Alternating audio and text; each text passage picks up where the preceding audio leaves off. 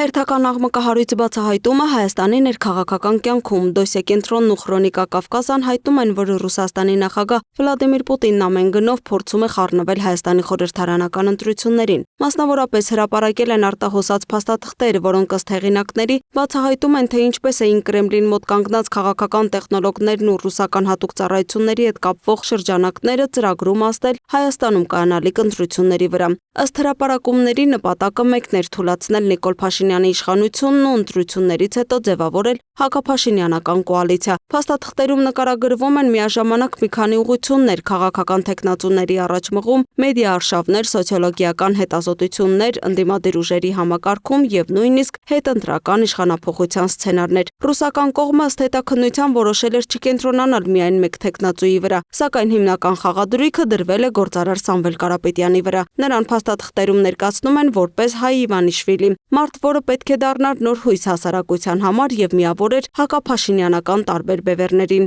Ռուս քաղաքական վերլուծաբաններն ու քաղաքական տեխնոլոգները փորձում են աջակցել միանգամից մի քանի քաղաքական ուժերի, որոնց հետ գործակցությունը կարող է օգտակար լինել Ռուսաստանին։ Ըստ այդմ առաջարկվում էր հասարակական գիտակցության մեջ ամրապնդել Ռուսաստանի եւ Հայաստանի լավագույն բարգավաճ տարիների միջև կապը։ Որպես լավագույն օրինակ Կարապետյանը պետք է դառնար հայ ժողովրդի փրկիչը, թեկնածու, որը կապ չունի ոչ հին ընդդիմության, ոչ Փաշինյանի թիմի հետ։ Հետաքննության համաձայն դեռ 2023 թվականից Կրեմլին մոտ կանգնած փորձագետները քննարկում էին Հայաստանում նոր քաղաքական ուժ ստեղծելու գաղափարը, կանխելու Երևանի կտրուկ շրջադարձը դեպի արևմուտք։ Փաստաթղթերում նշվում է նաև, որ հասարակական դժգոհությունը պետք էր ուղղել դեպի նոր գաղափարախոսություն, հակադրելով Փաշինյանի իրական Հայաստանը, այսպես ասած, ապագայի գեղեցիկ Հայաստանին։ Առանձնահատուկ ուշադրություն էր դարձվում նաև տեղեկատվական դաշտին։ Ծրագրի համաձայն պետք էր ստեղծել մեդիա կենտրոն, որը կհամակարգեր ընդդիմադիր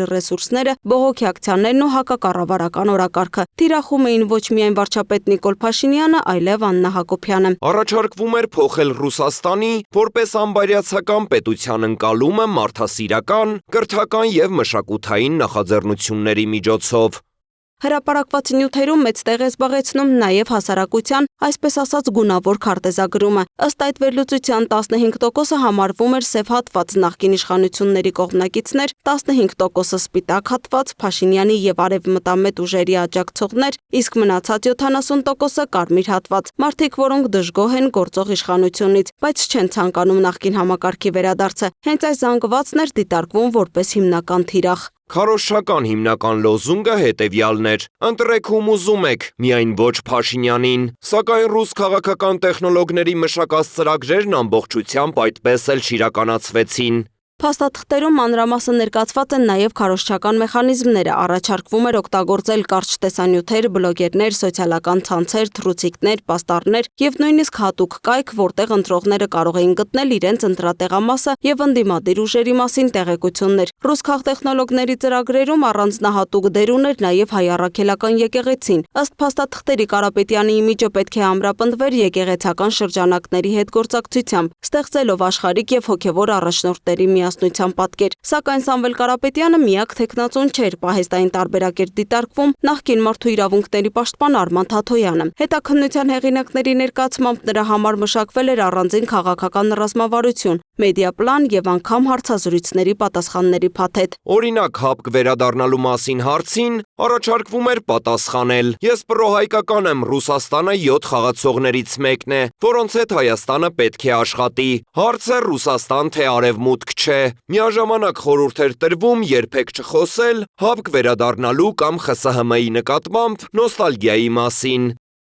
Փաստաթղթերում նշվում էին նաև ընտրարշավների հնարավոր բյուջեները, միայն Թաթոյանի քարոզարշավի համար հաշվարկվել էր ավելի քան 926 միլիոն դրամի ծախս, ներառյալ շտաբներ, գովազդներ, սոցիոլոգիական հարցումներ եւ մեդիա աջակցություն։ Հետաքննության համաձայն ռուսական կողմը դիտարկում էր որպես հետընտրական մեծ կոալիցիայի ձևավորում Սամվել Կարապետյանի, Արման Թաթոյանի, Բարգավաճ Հայաստանի եւ այլ ուժերի մասնակցությամբ։ Նպատակը ազգային ժողովում հակափաշինյանական մեծամասնություն ձևավորելն էր։ Բոլոր 4 ուժերը պետք է լինեն միասնական քաղաքական ղեկավարության ներքո։ Միաժամանակ փաստաթղթերի հեղինակներն արձանագրում էին նաև ռիսկերը, նրանց գնահատմամբ Սամվել Կարապետյանի կերպարը Հայաստանում արդեն ընկալվում էր որպես Կրեմլի նախագիծ, ինչը կարող էր հանգեցնել ինչպես արևմտյան պատժամիջոցների, այնպես էլ հակառակ էֆեկտի, արևմուտքի ավելի մեծ աջակցության Փաշինյանի կառավարությանը։ Ի վերջո, ինչպես նշում է դոսիեն, ռուս քաղաքական տեխնոլոգների մշակած ծրագրերի զգալի մասը այդպես էլ ամբողջությամբ չի իրականացվել, իսկ սոցիոլոգիական տվյալներով Նիկոլ Փաշինյանի քաղաքացիական պայմանագիրը շարունակում է պահպանել առավելությունը քաղաքական դաշտում։ Լուսինե Գրիգորյան, Free News, Ազատ լուրեր։